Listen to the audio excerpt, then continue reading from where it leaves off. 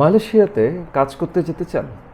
তাহলে হয়তো গত কয়েকদিনে ফেসবুক বা ইউটিউবে একটা শব্দ বারবার চোখে পড়ছে। মালয়েশিয়া কালিং ভিসা আবার চালু হয়েছে।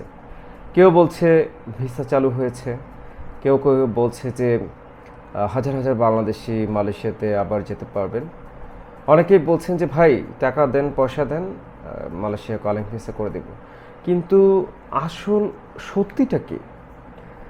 মালয়েশিয়াতে কলিং ভিসাকে কী নামে ডাকা হয়? বাংলাদেশিদের ভাগ্যে 2026 সালে মালয়েশিয়া ভিসা কি আদৌ আছে? আজকের ভিডিওতে আমরা এই বিষয়ে বিস্তারিত জানার চেষ্টা করব, সাথে থাকবেন। প্রথমে একটা গুরুত্বপূর্ণ বিষয় পরিষ্কার করি, সেটি হলো যে বাংলাদেশিরা সাধারণভাবে যেটাকে মালয়েশিয়া কালিং ভিসা বলে, সেটা তাদের ইমিগ্রেশন ডিপার্টমেন্ট অনুযায়ী আসলে ভিসা উইথ রেফারেন্স বা ভিডিআর এর সাথে সম্পর্কযুক্ত। অর্থাৎ ভিডিআর এমন একটি ভিসা ব্যবস্থা যার মাধ্যমে হচ্ছে ইমিগ্রেশন ডিপার্টমেন্ট থেকে, অর্থাৎ মালয়েশিয়ান ইমিগ্রেশন ডিপার্টমেন্ট থেকে একটি অ্যাপ্রুভাল পাওয়ার পর মালয়েশিয়ান যে রিপ্রেজেন্টেটিভ অফিস আছে তারা মূলত ফরেন ওয়ার্কারদের জন্য হচ্ছে যে ভিসা ইস্যু করে থাকে। তো এক্ষেত্রে কলিং ভিসা কিন্তু আসলে সাধারণ যে ট্যুরিস্ট ভিসা আছে সেটি কিন্তু না। অর্থাৎ এখানে যারা কর্মী আছেন, ইন্টারন্যাশনালি যারা কর্মী আছেন, তারা যারা মালয়েশিয়াতে যেতে চান তাদের জন্য একটা ভিসা সিস্টেম হচ্ছে এই ভিডিআর বা ভিসা উইথ রেফারেন্স।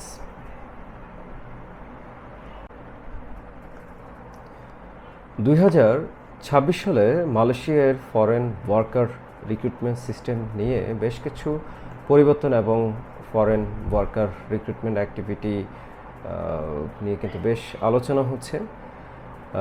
মালয়েশিয়ান যেই লেবার ডিপার্টমেন্ট আছে তাদের সর্বশেষ অবস্থান অনুযায়ী কোটার মাধ্যমে ফরেন ওয়ার্কার অপারেশনস পরিচালিত হচ্ছে।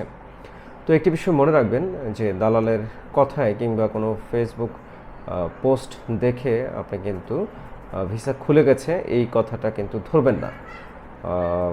আপনার যে এমপ্লয়ার আছে তার কোটা অ্যাপ্রুভাল আছে কিনা, ভিডিআর অ্যাপ্রুভাল হয়েছে কিনা, এবং বাংলাদেশ থেকে ডিপারচারের সব ক্লিয়ারেন্স সম্পন্ন হয়েছে কিনা, এটা কিন্তু মূল কথা।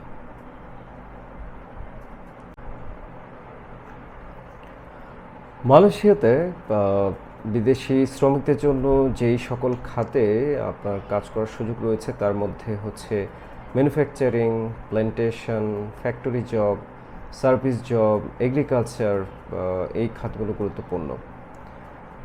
তবে একটা বিষয় খেয়াল রাখতে হবে যে এই যে কাজের সুযোগ সেটা কিন্তু যে এমপ্লয়ার আছে তার যে রিক্রুটমেন্ট পলিসি সেখানে কোটা আছে কিনা, গভর্নমেন্টের অ্যাপ্রুভাল আছে কিনা, এই বিষয়গুলো কিন্তু দেখতে হবে। তাহলে কেউ যদি আপনাকে বলে যে সব সেক্টরে ভিসা চালু হয়ে গেছে, আপনি সকল কাজের জন্য আপনি যেতে পারবেন, তখন কিন্তু সাবধান হতে হবে।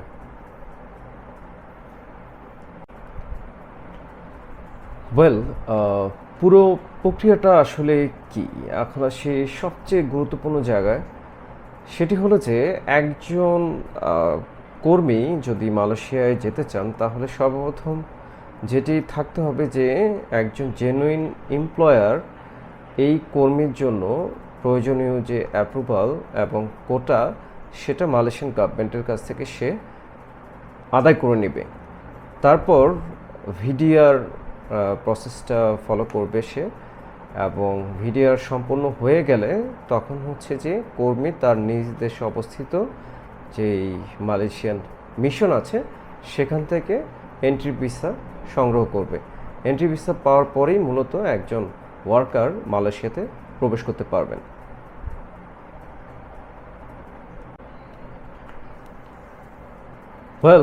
অনেকেই ভাবেন যে ভিসা হয়ে গেলেই কাজ শেষ, আসলে তা নয়। মালয়েশিয়ান যে ওয়ার্কার ভিসা আছে সেটার একটি গুরুত্বপূর্ণ সেগমেন্ট বা ধাপ হচ্ছে মেডিকেল এর রিকোয়ারমেন্ট। অর্থাৎ আপনি মালয়েশিয়াতে পৌঁছানোর পর আপনার একটি মেডিকেল পরীক্ষা হবে এবং সেখানে যদি আপনি ফিট হন তাহলেই শুধুমাত্র আপনি ওই কাজে যোগদান করতে পারবেন, অন্যথায় কিন্তু আপনাকে আবার বাংলাদেশে ফেরত পাঠিয়ে দেওয়া হবে। এবার আসি খরচের কথায়। ফেসবুক বা ইউটিউবে অনেকেই অনেক ধরনের তথ্য দেখতে পান। কেউ বলে ৩ লাখে নিতে পারবে, কেউ বলে ৪ লাখে নিতে পারবো, কেউ বলে ৫ লাখ টাকা ছাড়া তো যেতেই পারবে না। আসলে খরচের যে ব্যাপারটা এটা নির্ভর করে অনেকগুলো সেগমেন্টের উপর। আপনার এখানে হচ্ছে যে ভিসা ফি আছে, তারপরে আপনার গভর্নমেন্টের রিলেটেড ফি আছে, আপনার হচ্ছে যে যে কাগজপত্রগুলো ইস্যু হবে সেগুলো রিলেটেড ফি থাকতে পারে। আপনাকে অবশ্যই যেই এজেন্সির মাধ্যমে আপনি ভিসা প্রসেস করবেন তাদের কাছ থেকে আপনি লিখিত বা ডকুমেন্টেশন আকারে আপনার কিন্তু প্রশ্নগুলো করতে হবে যে এই যে ভিসা ব্যবস্থা এখানে আপনার কোথায় কি পরিমাণ ফি আপনার ধার্য করা হয়েছে, এবং সেই সাথে কিন্তু আপনার যে এমপ্লয়ার মানে যিনি আপনাকে নিয়োগ দিচ্ছেন তার যেই স্ট্যাটাস বা অবস্থান বা তার যে প্রতিষ্ঠান সেটা আদৌ আছে কিনা, সেই সাথে আপনার স্যালারি কত, আপনার ওভারটাইম আছে কিনা, আপনার থাকা খাওয়া কে বহন করবে, কত বছরের কন্ট্রাক্ট, হ্যাঁ, এই সমস্ত বিস্তারিত তথ্য কিন্তু আপনাকে ভিসা প্রসেসিং শুরুর আগেই কিন্তু লিখিতভাবে আপনাকে এটার একটা ডকুমেন্টেশন সংরক্ষণ করতে হবে।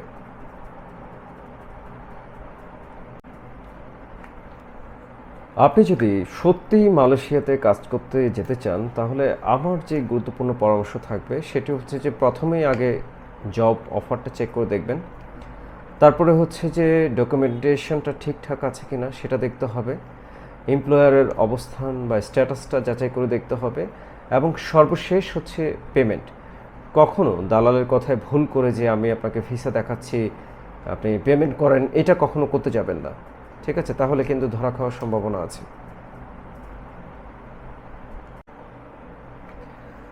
তাহলে এখন মূল প্রশ্নে আসা যাক, সেটি হচ্ছে 2026 সালে মালয়েশিয়াতে কালিং ভিসার সুযোগ আছে কি?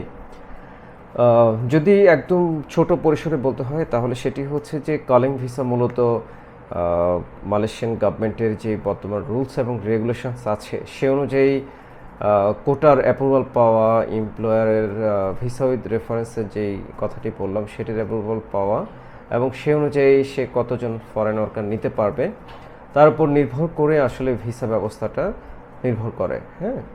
তো এক্ষেত্রে আপনি আদৌ ভিসা পাবেন কিনা সেটি কিন্তু যেহেতু অনেকগুলো বিষয়ের উপর নির্ভরশীল, তাই আপনি 100% বলতে পারবেন না যে না এখন আমার ভিসা হয়ে যাবে আমি এখন অ্যাপ্লাই করব।